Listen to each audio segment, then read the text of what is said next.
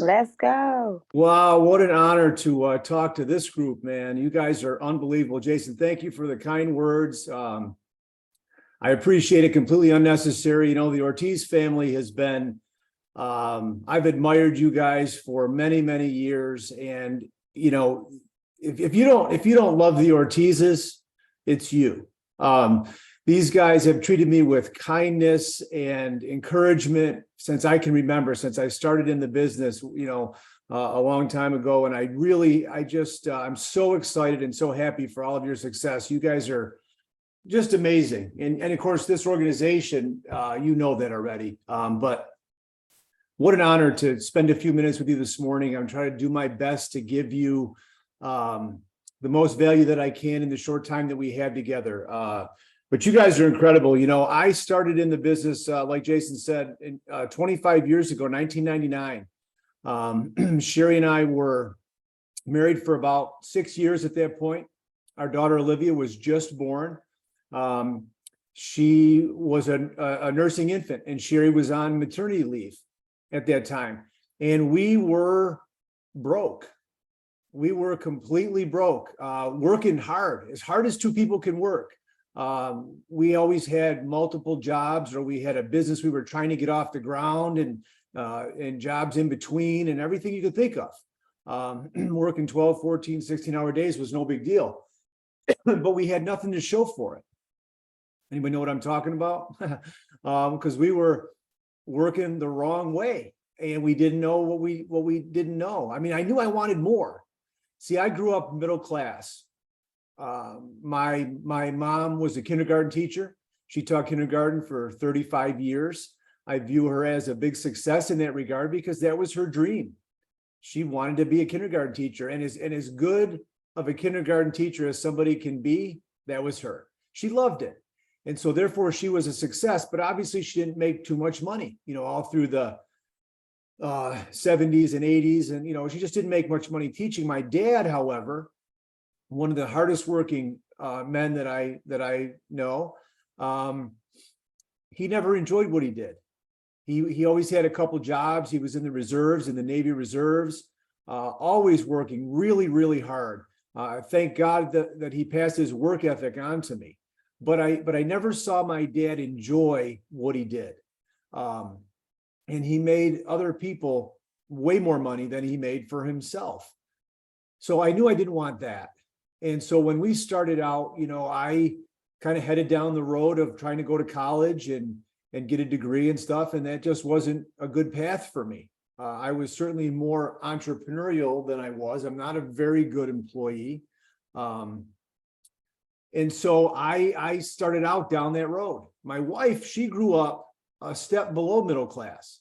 I wouldn't say poor, but lower middle class at best. And so she wanted more.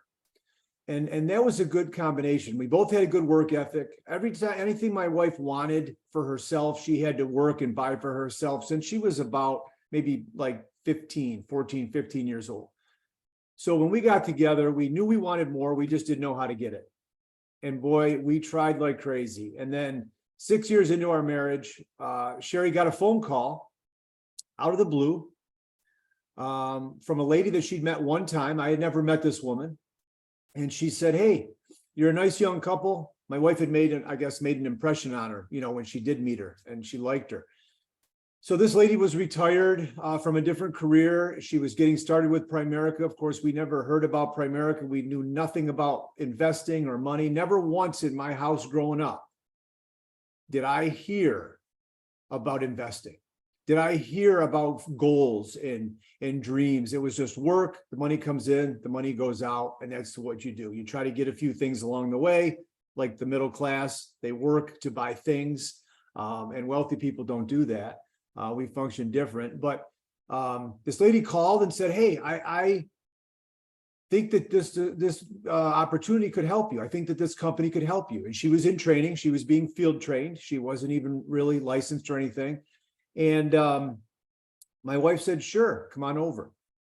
And so I was skeptical, mainly because I was embarrassed, actually. And so think about that. First of all, pick up the phone. You all know that. But my God, if this lady didn't call, it's unthinkable what our life would be like today. That was about $11 million ago, right? So think about that. That's a little different than the path we were on, making 40 grand a year. So pick up the phone and call. I mean, this lady just called. She didn't have a script. She didn't know what to say. It didn't matter. She just said, hey, I thought of you, and I think maybe we can help. I'd like to come over and bring my trainer. And my wife said, sure. And she told me people are coming over. I said, who are they? What is it? Because I was embarrassed that I was 29 years old and broke with a little family. See, so some people, when they say no, it's not because they really want to say no. So, but I reluctantly said, okay. They came over. I learned more about money in 30 minutes than I had learned in almost 30 years. And it was just a conversation. It was the rule of 72. It was who's out there trying to help families. It was just a series of questions. And I kind of got it. I said, oh my God, everybody I know needs this. And so that was our introduction to Primerica. I remember when they did our FNA, we did a life app for $30 a month. And I did a $25 Roth IRA pack because that was stretching it. That was like, okay, I've got to do something because this information is too good. And so Sherry got started first in the business, actually, because I had a job and she was on maternity leave, and that seemed like a smart way to go.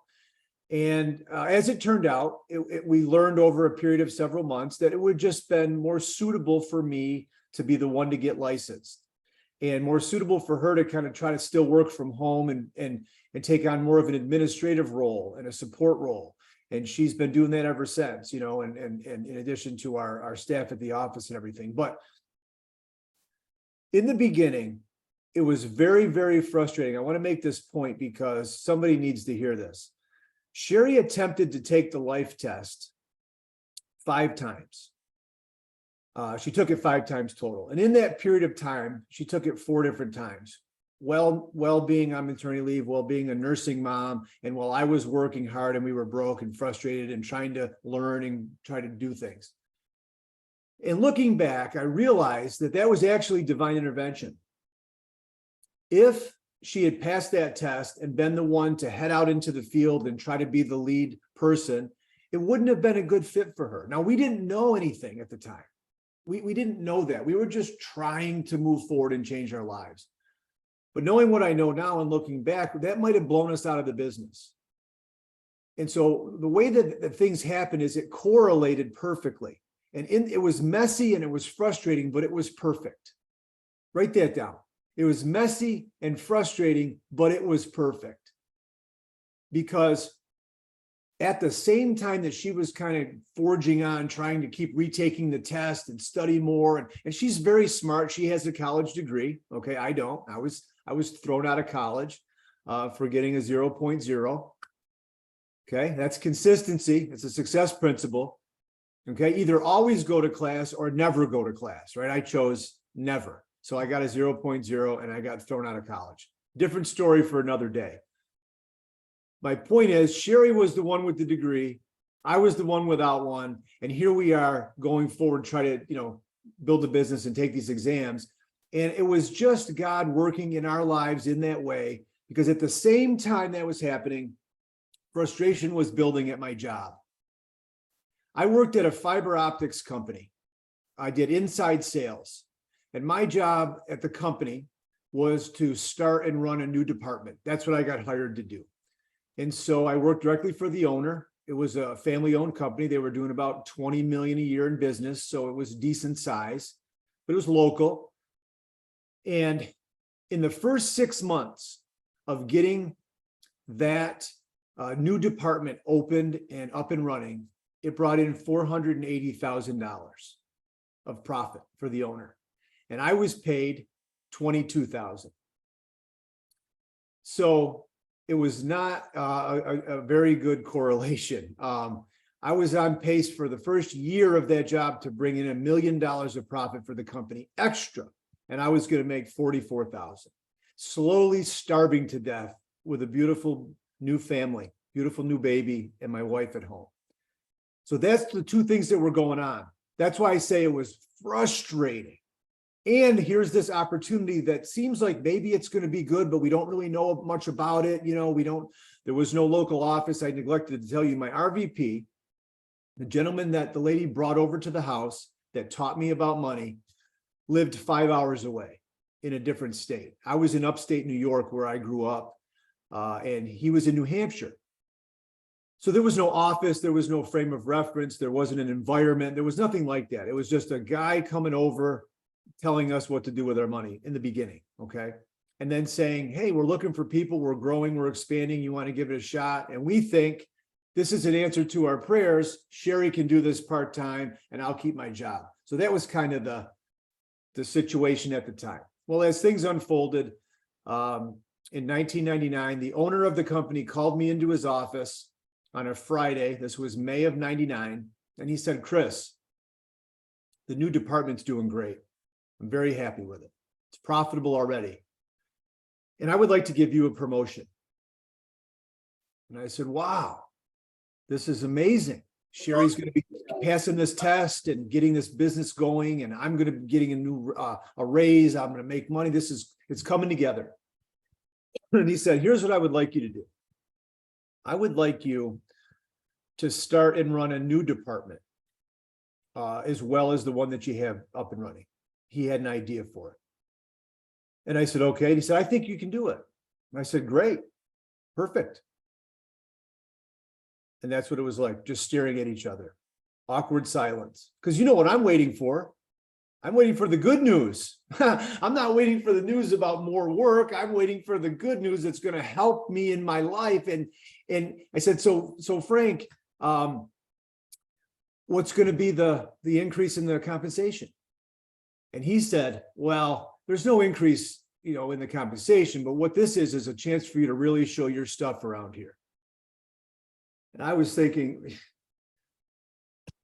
I thought I already did that, man, but okay. He said, you have to the end of the day to tell me if you want to do it. So at the end of the day, Friday in May of 1999, I went back into his office and I said, okay, I understand exactly what you want me to do. You're not willing to pay me anymore, but I'll tell you what, here's what I would really like. When my daughter's first birthday comes up, I would love to be able to take a day off and spend it with her. She's going to be 1, and I knew I wasn't going to have any vacation time, to do that. So I needed to ask for that. And Frank banged his fist on his desk. He said, I try to give you a promotion and you attempt to negotiate with me. I don't have time for this bullshit. And he threw me out of his office. He said, I'm late for golf. Get out. And so I made 2 decisions in that moment. Number 1, I decided that my dignity was worth more than $44,000 a year. And number 2, I decided that I was never, ever, ever going to be in a position again as a grown man in the United States of America where another man could tell me when I could spend time with my family. And I went home and, I quit the job and I put my IBA in at that point in time. That's when I put my IBA in. I said, Sherry, you just worry about taking care of Olivia. You worry about things at home. And I'm going to get this thing going. I'm going to get licensed and I'm going to go for it. And that's what happened. I quit the job. I had no money. I had no licenses. At that point, I'm not sure we even knew there was a home office in Atlanta. Okay. I thought that the home office was in New Hampshire where the guy was who was going to train us, I guess. I didn't know much, like I said, but we went for it. And that decision changed everything for all the future generations of our family. It's unbelievable what one decision can do. And now here's the thing, though. I had no income. So for that summer, May, June, July, August, and September, here's what I did. I did odd jobs. I put out flyers the day that I quit my job and that said, we haul junk. And I went around and cleaned out garages and basements to make enough money to pay the bills. I needed to make a couple grand a month just to cover the bills. I figured if I can just do that and learn the business in the evening, but I had control of my time and I could learn the business on weekends, then maybe this could work. Maybe this is it. If I could make $1,000 a week, no boss and no daycare, right? If I could avoid putting our daughter in daycare, it means Sherry wouldn't have to get a job. I could make us $1,000 a week. That would be a big raise over the $44,000 a year I was making. And I could never work for anybody again. That would be a dream life. That would be a dream come true. That's what we bought into. That's what we set out to accomplish in 1999. And so it's gone exceedingly abundantly above all that we could ever ask or think. And that's what God does. That's what God has done for us. Every single good thing that we have in our lives has come from the Lord. And this opportunity, God has blessed us immensely through it in so many ways that I could talk all day and still not cover the blessings that have come from winning in Primerica and giving it our best shot. So here's what I want to do. I want to share some of the things that along the way, just as a side note, the first year, I want to just, I'll tell you this, that year of 99, where I started the year at a job, pieced it together. This is the messy part. The middle of the year was odd jobs and hauling junk and cleaning out garages and basements. And then I got my first Primerica paycheck in September of 99. By the time we got licensed and, all that stuff. And by the end of the year, we had earned $10,800. And I was a district leader. So it took us that entire year to get to that point. But in the year 2000, we made 105 and ended the year as RVPs with our rolling 12 at 105. So we doubled that original goal. And then our income went up every year for 11 straight years, which was extraordinary. We just kept doing what we were doing. You just kept doing it. And then I shifted gears a little bit, and then we maintained at about 550 grand for quite a few years. But it was mostly overrides, and I was raising my kids and traveling the world with my family and still building and still working, but just a bit different, and I was in the field for the better part of 20 years, creating clients and working with folks and training people and that kind of thing. And then recently we relocated from upstate New York to Tennessee in the past 3 years. And so we live very differently now with the kids being grown and everything. So I won't bore you with that. But I do want to say this. Looking back, I've identified that there's really only 3 reasons why people don't maximize this opportunity. I can't think of any more. Any reason that people could come up with fall under one of these 3. Okay. And when I say maximize the opportunity, guys, I'm talking about at least $20,000 a month in overrides. Like it kind of get to that point and you're starting to really maximize this thing. So anything up to that point is a massive accomplishment. You can be a success. If you're an RVP making 100 grand, look, you won. You won. You did something extraordinary. And it's really just everybody's path is different. It's just about what you want. But my view, I consider starting to really maximize this business. If you get up every day and you got at least 20 grand a month coming in, and you've built something that generates that, you have a system that generates that.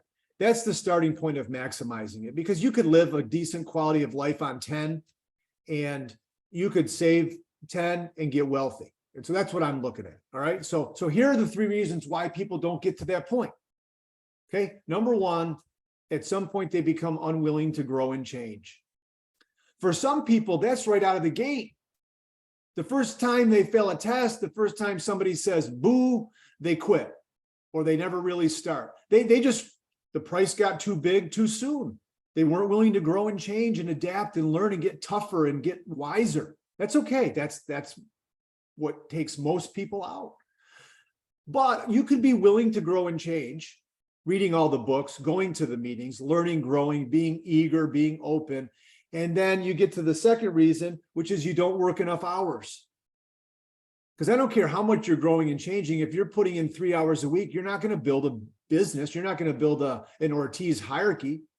You're not going to do that. You have to put the time in. So being unwilling to grow and change is number 1. Not working enough hours is number 2. And then thirdly is working with the wrong people. Because you can be growing and changing. You can be working 80 hours a week. And if you work out of the market or you try to build with lazy, negative people, all that's going to happen is you're going to get drained. And then you're going to look for something or someone to blame why you're not winning. But here's the encouraging thing. Check this out. If you can avoid those 3 pitfalls, success is completely inevitable. It's a mathematical equation. If you grow and change, if you put the time in and you work with the right people, you will build something extraordinary. Okay, I give you my word on that. So I wanted to take a little time here. And you guys, Jason, you want to go to 9:30? Is that what you want to do, or you tell me? Yes, sir. Yes, sir. So 10:30. Our time. Yeah. I'm an hour behind you. Yeah. Okay. Perfect. So for this 30 minutes, I just want to incorporate some of the success principles, some of the things I've learned, the mistakes I've made into what I want to call the entrepreneurial spirit. Talk about the entrepreneurial spirit. Okay. Because that's critical. So first, if you're going to be an entrepreneur, you should probably know how to spell it. So I'm going to start there, because as soon as I said entrepreneurial spirit, some of you started to write it down and you went, forget it. And you didn't even write it down. So here's how I learned how to remember how to spell entrepreneur. Since you are all entrepreneurs, you have to spell it. Ready? ENTREPRENEUR.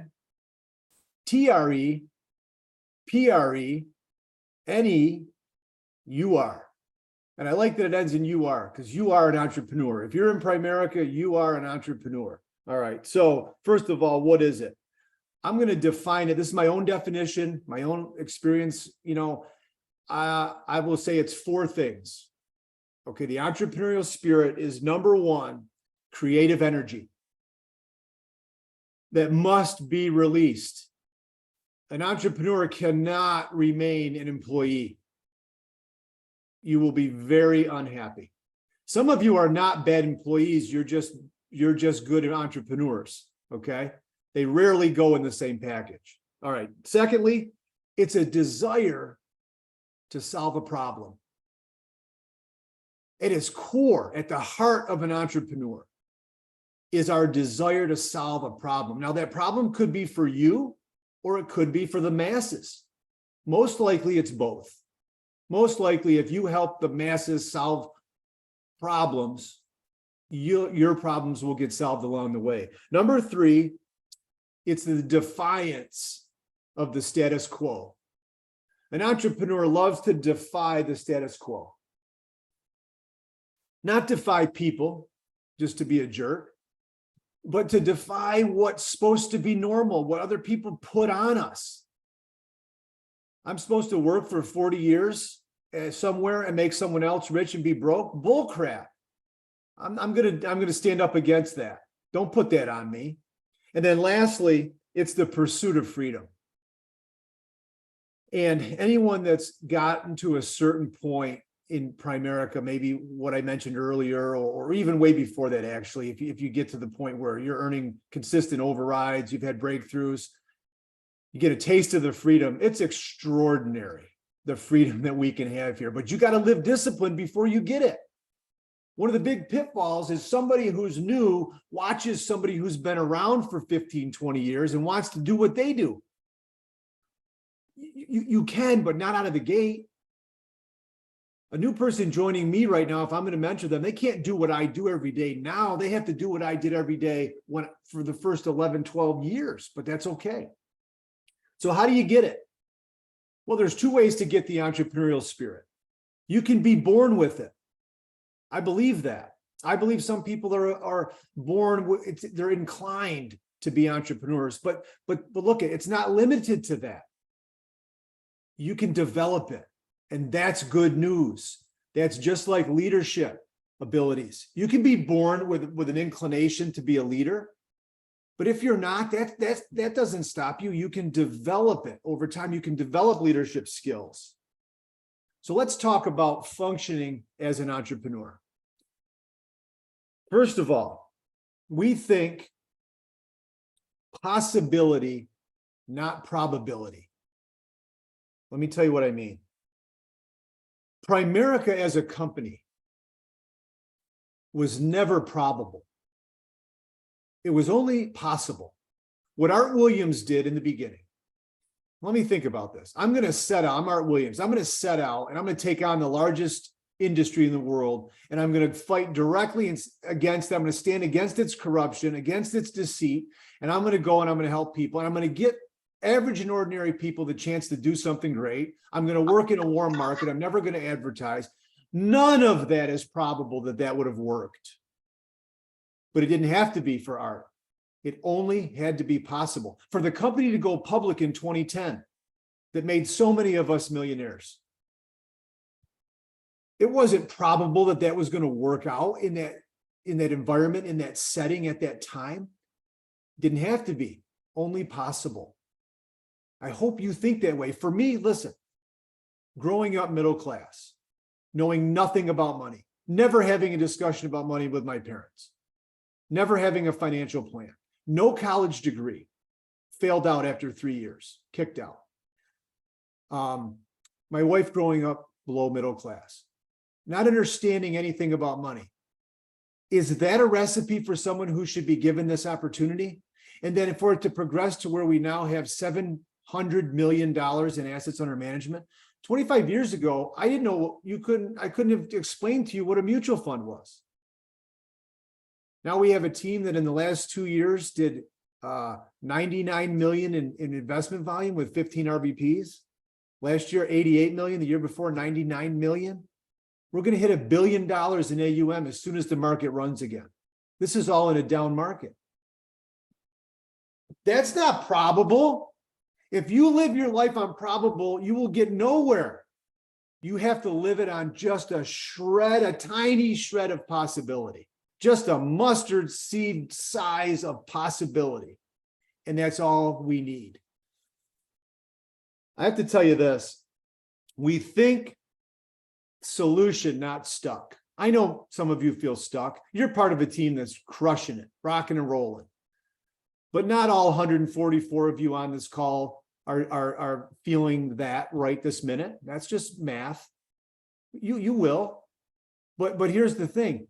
If you feel stuck, an entrepreneur will shift that to thinking about a solution.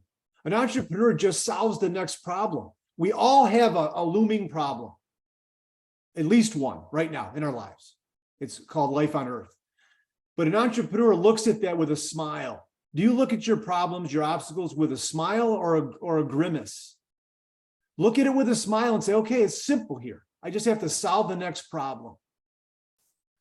So I want to share with you a problem that I faced early on in the business and how I solved it as an entrepreneur, because I think it might be helpful to some of you.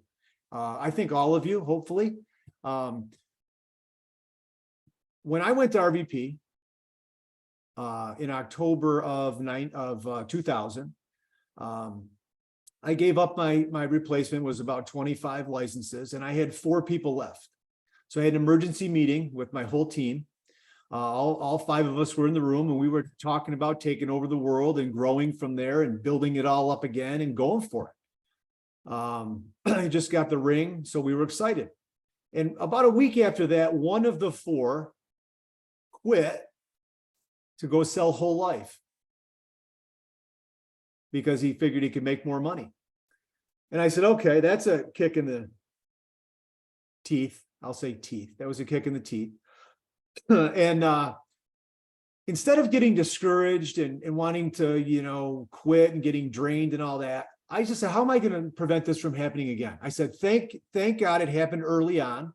So the rest of my whole entire business life to benefit from learning here. And how am I going to make sure it doesn't happen again?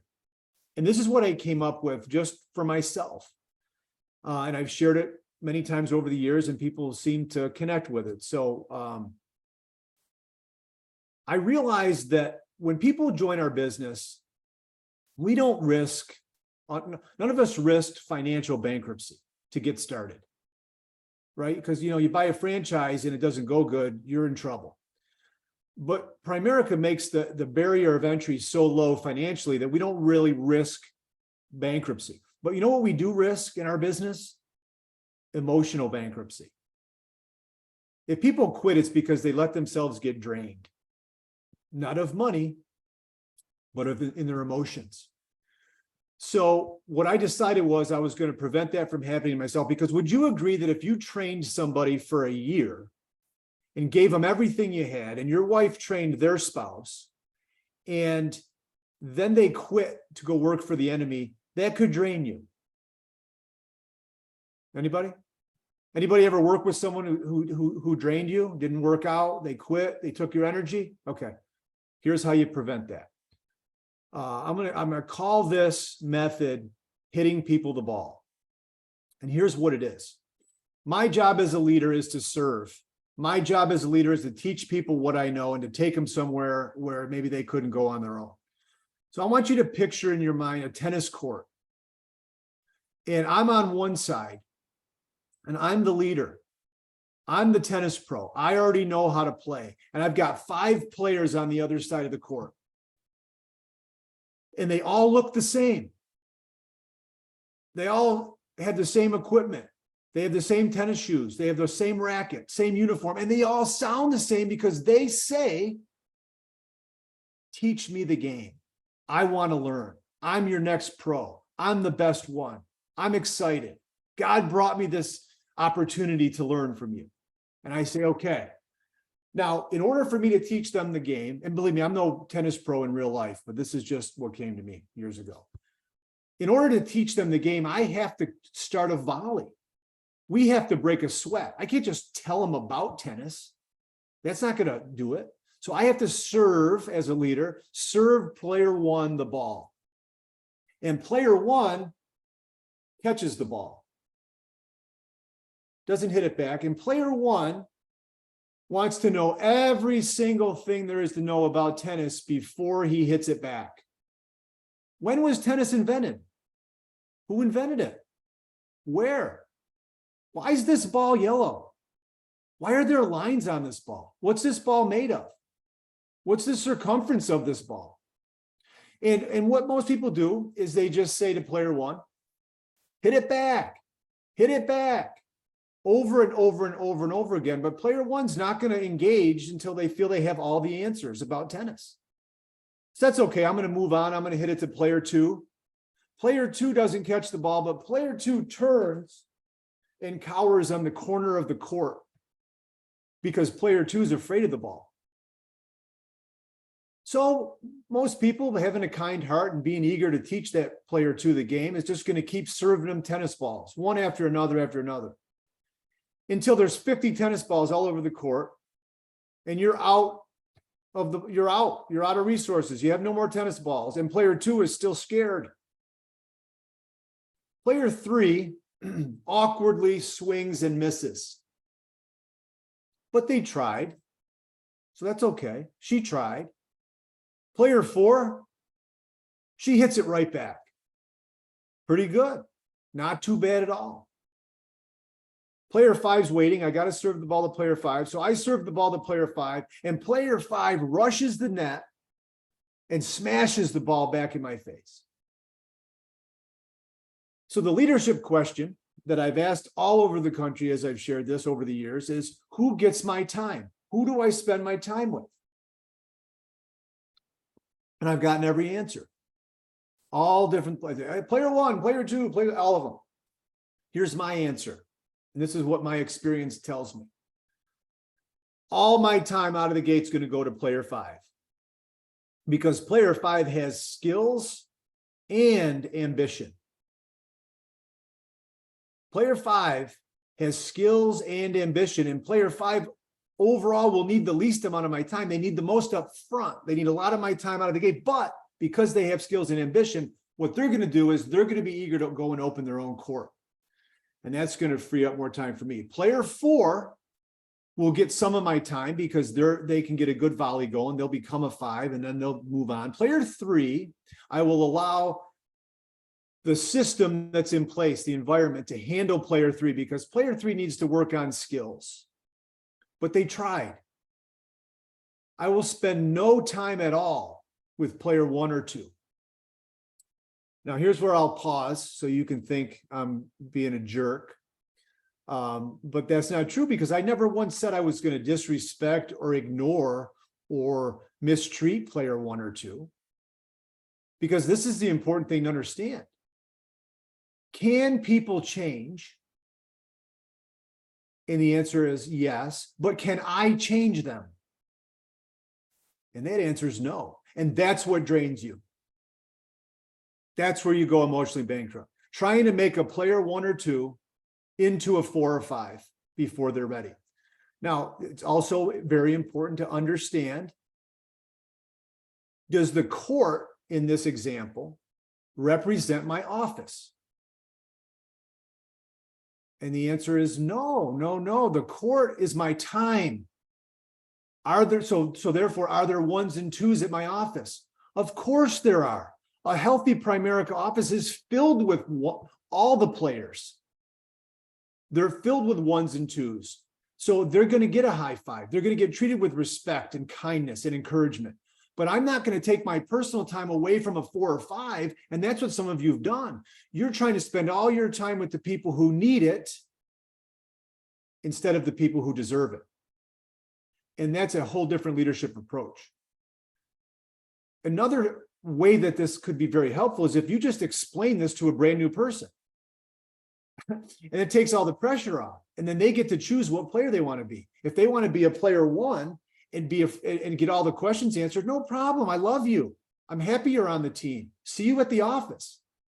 But I'm not going to go out and I can't get a volley going with you. I'm not going to do something with you when you didn't do the last thing I asked you to do. See, so the goal as a good leader and someone who doesn't want to go emotionally bankrupt is to master the process of hitting people the ball.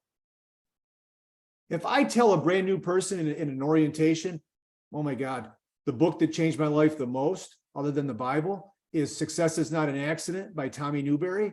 And I read it and I applied it and I made a 6-figure income that year. If I say that, I just hit you the ball. So player 1 wants to know who wrote it again? You know, why? Now, what's this about? Blah, blah, blah, blah, blah. Player 2 is afraid to spend the money on it. Player 3 goes to try to get it, but it's sold out at the store, so they stop. But a player 5 calls me the next morning and says, I got that book last night after training and I stayed up all night and read it. What's next? I've had that happen. Now, that's just one small example. And you don't just do one thing, and then if they don't do it, they're automatically a player 1. No, no, no. We're talking about human beings here, but it's a method. It's very self-preserving for me. It's been very self-preserving for me over the years to work with the players because that energizes me. It's just like giving. Very rarely do you ever see 2 takers hanging out together for very long. The takers have to latch on to the givers. So I don't give the takers. I give to givers. Because if I give to a taker, it ends with them. If I give to a giver, it keeps going and going and going. And my seeds are multiplied, whether that's financial resources, whether that's encouragement, whether that's time and talent, whatever the resource I'm giving it to givers. I would much rather give to the Ortiz family and the Ortiz hierarchy than to someone who is just going to take what I have and that's that. Because they're givers.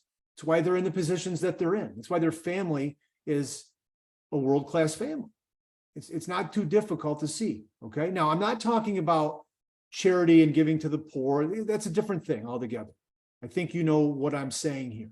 Okay. So, hopefully that's helpful because that's what's enabled me to work with the right people and end up with 15 RVPs that all make solid 6-figure incomes is because I chose my time. Now, I'm not saying I never made mistakes over the years or people didn't quit. No, of course not. But it's the collective over a long period of time that gets you where you need to go. Okay, next. An entrepreneur understands that leverage is your best friend. You don't have to do it all. It just has to get done. Right? You don't have to do it all. It just has to get done. So that's key. The next thing I would say about the entrepreneurial mindset and those of us that are entrepreneurs is we all have a very strong work ethic. There's no lazy entrepreneurs. It can't exist in the same package. You can figure out efficient ways, you can delegate, all that stuff, but that's not lazy. That's just smart. You got to put the time in. See, what tells you when it's quitting time? The clock or your goals. See, the clock never told me when it was time to start or stop working. Listen, that's a shift mentality. And I don't know anybody who's wealthy who works a shift. See, the middle class views time in 3 blocks: work, leisure, and sleep. And they work to buy stuff and to take time off. The world class, though, it's different. We don't view time that way. And my goals have always told me, look, if the job's not done, if I haven't hit my goal, I'm going to keep on working. Doesn't matter what the clock says. When I had a paintball business before Primerica, it was nothing to go in there at 7 in the morning and leave at midnight. And if Sherry wanted to see me, she came there and we hung out at the business. Now that business ultimately failed because it was just difficult. 3.5 years and we had to close the doors. That was my last big business venture before Primerica came along. So whenever I had a job, it was in between or after a failure. And I'll say this, you're going to pay your dues somewhere. And when people back in the day would look at us and say, wow, Primerica is easy for you or something like that, I'd say, look, it might seem that way, but here's the reality. I struggled and suffered for 6 years before the opportunity even came our way. So when it did, I wasn't going to let it slip through my fingers. And we got a lot of failure out of the way before Primerica. And we built our work ethic and we made mistakes and we were ready for the opportunity when it came along. Some of you got to pay your dues here. It's okay. It's okay. Just avoid those 3 pitfalls and you'll win. All right, here's my last point, I guess. I'll make this my last point. And arguably, this could be the most important point for an entrepreneur.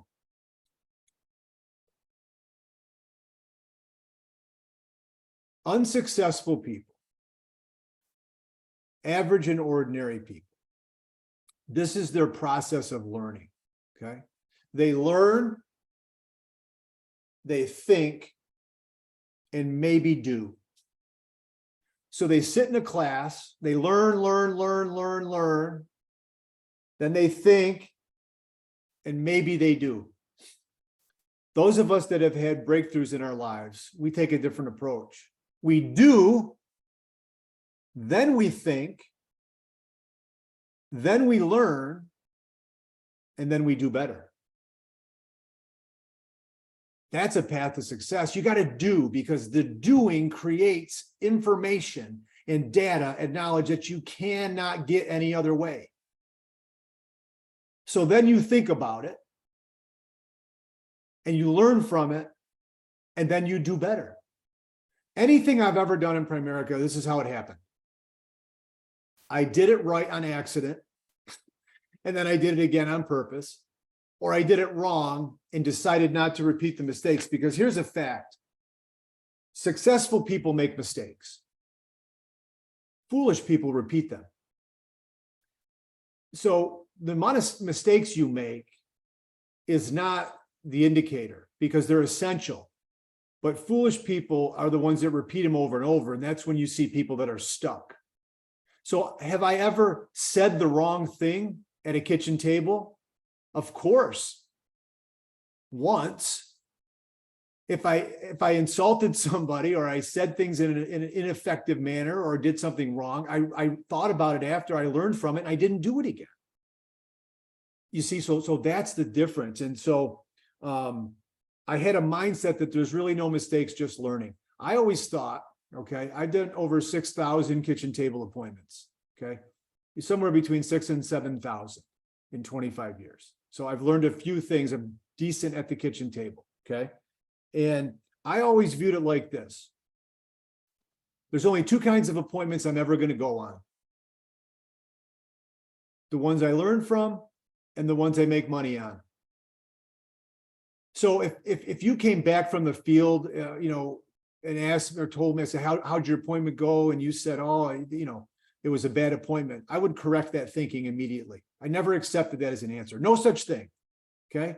I guess other than a dog, coming up under the table and biting you in the nuts. Okay. Maybe that's a bad appointment.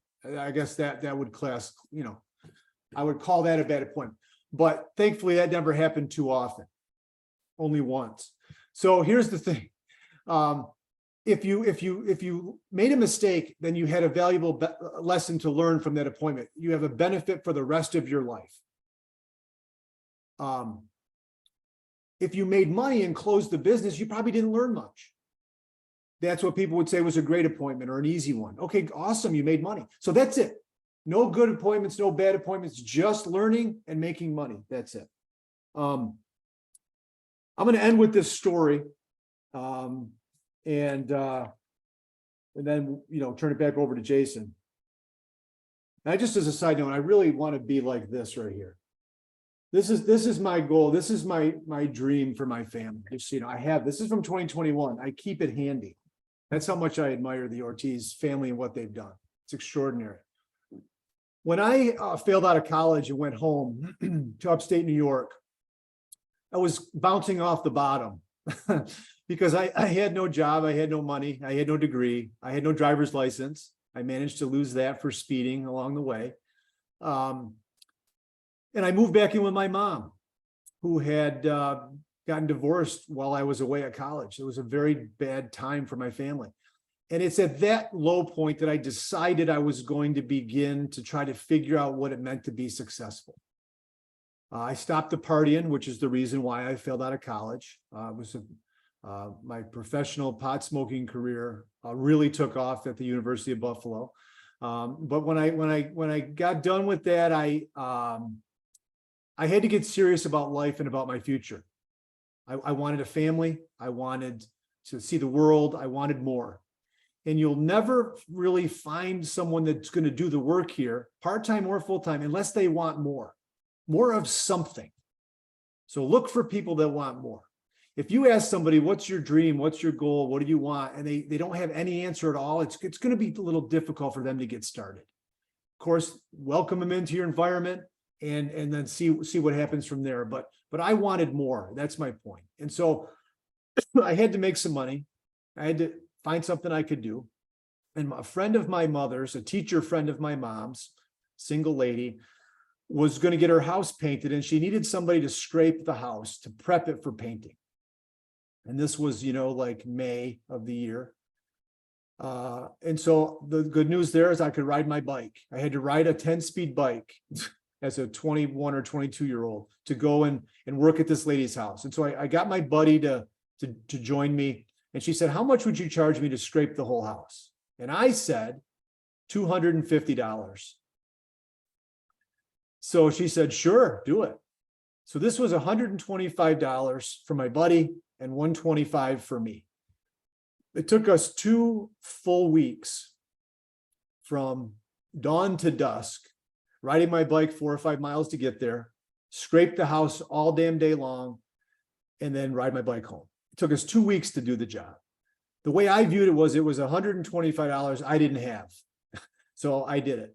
We get close to the end, and I just threw out the question, and I said, her name was Barb. I said, Barb, who's going to paint the house? I mean, you got anybody lined up to paint the house? And she said, no, not yet. I'm trying to get some prices. And she said, would you be able to do it? And I said, yeah, geez, yeah, we could do it. Now, I hadn't painted a damn thing up until this point. I had no idea where to start on painting an entire exterior of a house. I had no ladder. I had no equipment. I had no car. I had nothing. She said, well, how much would you charge me? And you ready for this answer? I said, another $250. So she said, okay, you're hired. And I said, okay. So rode my bike to get the paint. Valuable lesson. You can only carry a maximum of 2 gallons of paint on a bicycle at any one given time. If you try to do 1 or 3, you wipe out and you eat gravel. So the first entire day was riding my bike and my buddies back and forth to the store to get the paint, to get 15, 20 gallons of paint over all day, back to the store, 2 gallons back, 4 gallons back. Thankfully, they had a ladder.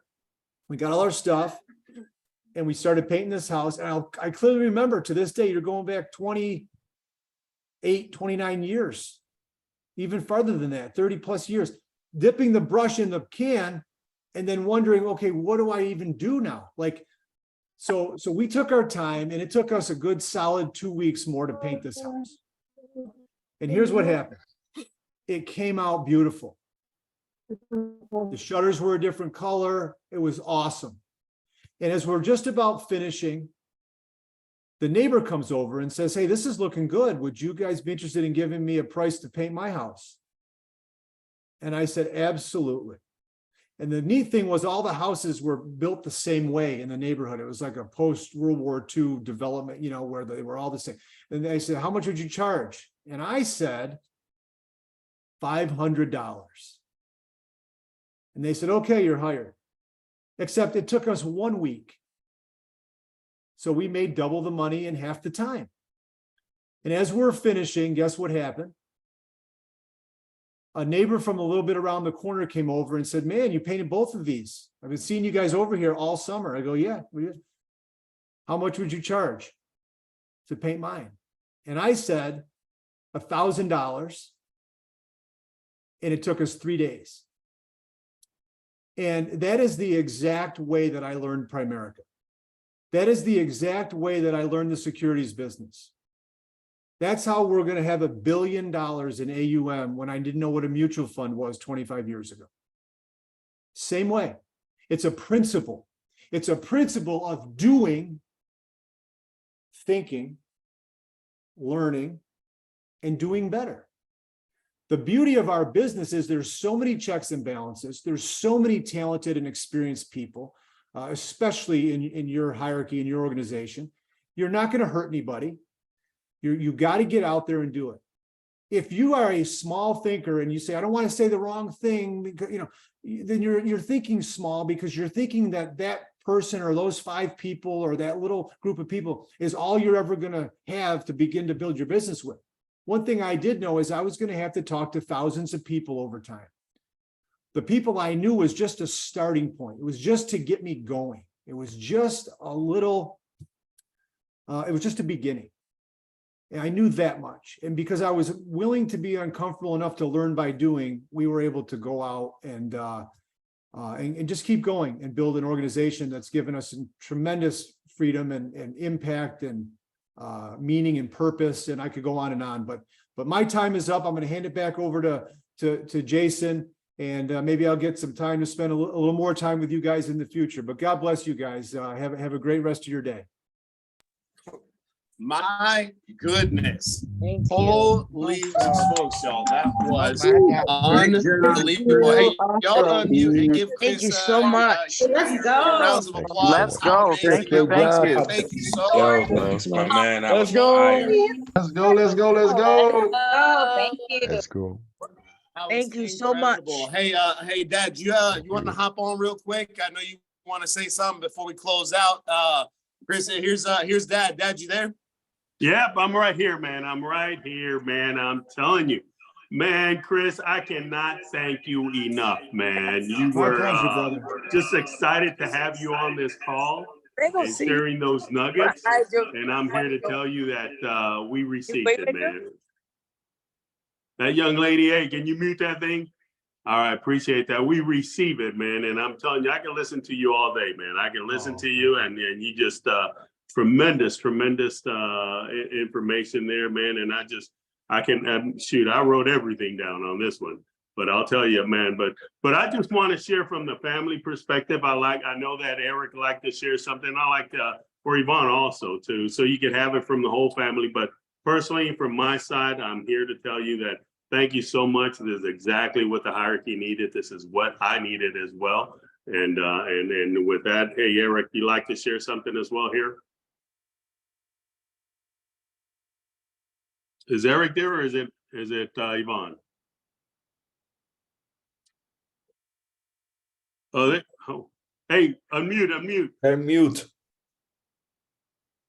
Come on, Jay. There we go. No.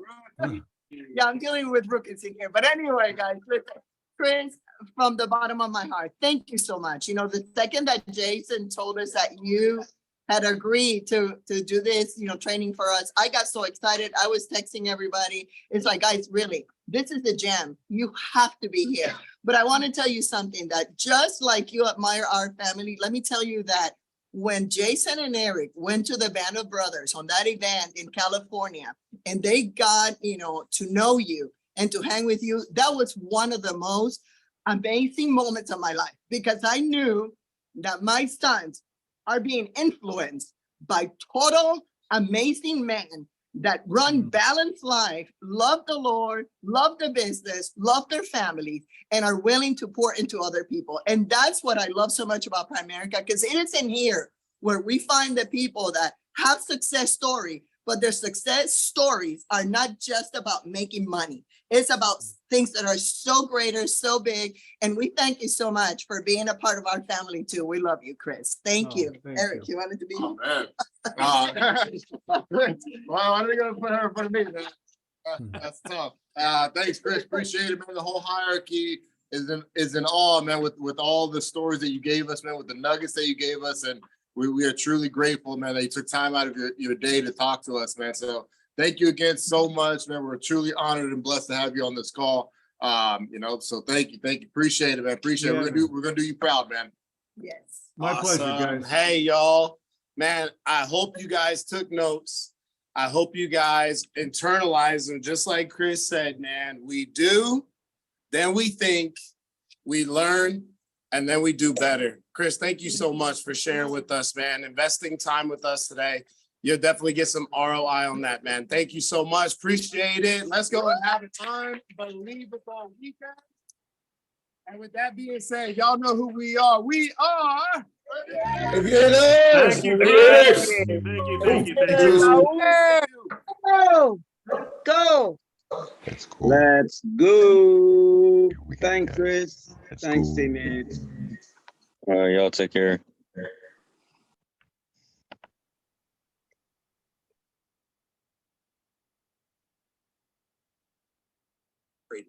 Thank you, Chris.